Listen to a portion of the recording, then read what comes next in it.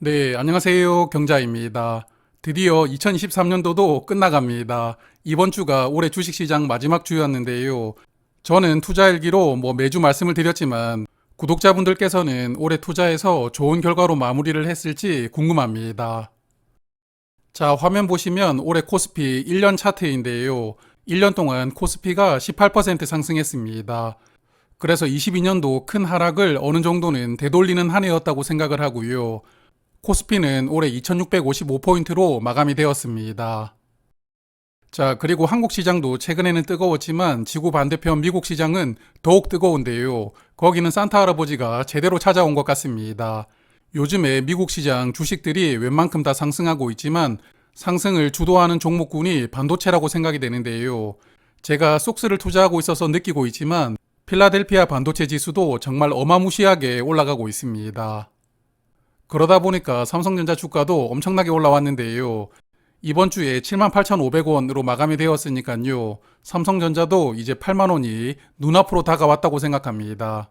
지난 1년 동안 증권사에서 삼성전자 8만원 이상 간다고 계속 강조를 했었는데 내년 초에는 8만원을 한번 넘지 않을까 생각합니다. 자, 그리고 연휴가 끝나면 1월 2일에 내년도 주식시장이 개장을 합니다.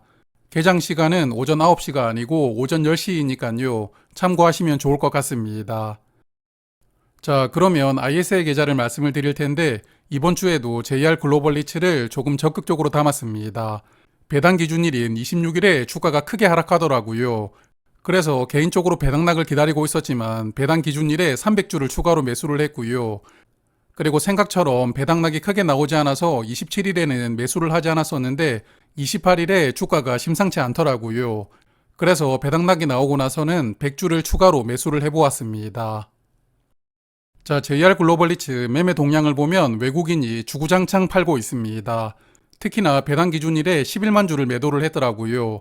그런 바람에 주가가 크게 떨어졌는데 여하튼 저는 이날 조금 더 담았고요. 배당락 이후로도 외국인들은 이틀 연속 매도 포지션을 취했지만 그나마 다행인 것은 기관이 매수로 돌아섰다는 것이라고 생각합니다. 자, 하지만 JR 글로벌 리츠는 국채 금리만 주목을 하고 있습니다. 제가 몇 번 말씀드렸지만 내년 말에 대출 리파이낸싱이 정말 중요하거든요. 그렇기 때문에 유럽 금리를 주목할 수밖에 없는데 매주 확인할 때마다 국채 금리가 조금씩 더 떨어지고 있습니다. 그래서 이런 국채 금리를 근거로 저는 적극적으로 매수를 하고 있습니다. 화면은 JR 글로벌 리츠의 일봉 차트입니다. 배당 기준일 전까지 약 10일 동안 주가가 하락했는데요.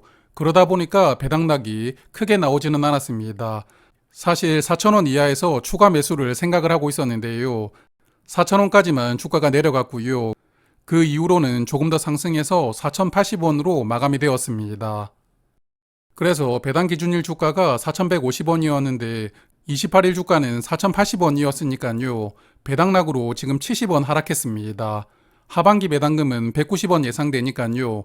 JR 글로벌 리츠는 배당락이 크게 나오지는 않았습니다. 자, 그래서 계좌 잔고를 보면 현대차 이유비 이번 주에 주가가 조금 더 올라가서 이제 수익률이 8% 찍고 있습니다. 조금 더 기다려 보도록 하고요. SK텔레콤 잠시 후에 말씀을 드리겠지만 배당락을 이틀 만에 회복을 했습니다. 그리고 저의 계좌에서 JR 글로벌 리츠가 수익률이 가장 낮은 편인데요. 배당락이 나왔다는 것을 감안하면 이 정도는 괜찮다고 생각합니다. 그리고 이지스 밸류 리츠 삼성화재 우선주는 저번 주와 큰 차이는 없는 것 같고요. 미국 배당 다우존스는 이제 내년 1월부터 다시 30주씩 매달 매수를 해 나갈 생각입니다. 그리고 맥쿼리 인프라 또한 배당락이 거의 나오지 않아서 현재 1% 정도만 하락하고 있습니다. 자, 제가 현재 ISA 계좌에서 보유하고 있는 배당주 중에서 JR 글로벌 리츠를 제외하면 이번 26일 기준으로 배당을 한 종목이 SK텔레콤, 맥쿼리 인프라입니다. SK텔레콤은 배당 기준일에 주가가 5만원이었는데 28일에 5만 100원으로 마감이 되었습니다. 그래서 배당락이 나오기는커녕 오히려 100원 상승을 했고요. 그리고 맥쿼리 인프라도 28일에 크게 주가가 올라가서 현재는 배당 기준일 주가 대비 140원만 하락했습니다. 개인적으로 SK텔레콤은 48,000원, 맥쿼리 인프라는 12,150원을 기다리고 있었는데요. SK텔레콤은 49,000원 이하도 주가가 내려가지 않았고 맥쿼리 인프라는 12,170원까지 주가가 하락했습니다. 그래서 20원 차이로 매수가 되지 않았는데요. 여하튼 추가 매수를 하지 못한 게 조금 아쉬웠지만 그래도 배당락이 거의 나오지 않았다는 것이 정말 즐거웠습니다. SK텔레콤만 조금 더 말씀을 드릴 생각인데요. 여전히 외국인들은 매도 포지션을 취하고 있습니다. 지금 하루에 10만 주에서 20만 주까지 매도를 하고 있고요. 이런 외국인 물량을 SK텔레콤은 자사주가 방어를 해주고 있는데요. 배당 기준일에 30만 주를 매수했고 28일에도 30만 주를 매수를 하더라고요. 그래서 자사주 매입 기간이 끝나가다 보니까 요즘에는 상당히 공격적으로 자사주를 매입하고 있습니다. 지난번에 공시 내용을 보면 1월 26일까지 자사주를 매입하겠다고 공시를 하였는데요. 하지만 최근의 페이스를 보면 1월 중순 전에 자사주 매입이 종료가 되지 않을까 생각합니다. 그리고 2월 5일에 자사주 매입 금액의 2천억 원 규모는 소각을 하게 되는데요.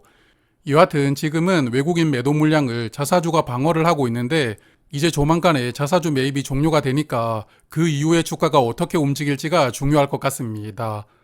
여하튼 SK텔레콤은 개인적으로는 주가가 올라간다면 물량을 조금 정리할 생각이고 혹시나 주가가 48,000원 이하로 내려온다면 추가로 매수를 해볼 생각입니다.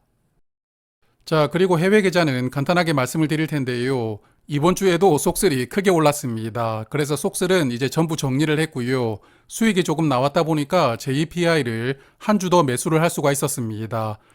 그래서 제가 9월부터 해외 투자를 시작했는데요. JPI와 JPQ를 각각 3주씩 매수를 할 수가 있었습니다. 그리고 한투 계좌도 마찬가지입니다. 속슬은 정리를 했고요. JPI를 한 주 추가로 매수를 했습니다. 그래서 합쳐서 커버드콜 종목을 12주를 매수를 하였는데요. 내년에도 좋은 수익이 나와서 20주 이상 매수를 할 수 있었으면 좋겠습니다. 자, 그러면 23년도 마지막 투자 일기는 여기까지 하도록 하고요. 저는 새해에 다시 뵙도록 하겠습니다. 새해 복 많이 받으시고요. 오늘도 고맙습니다.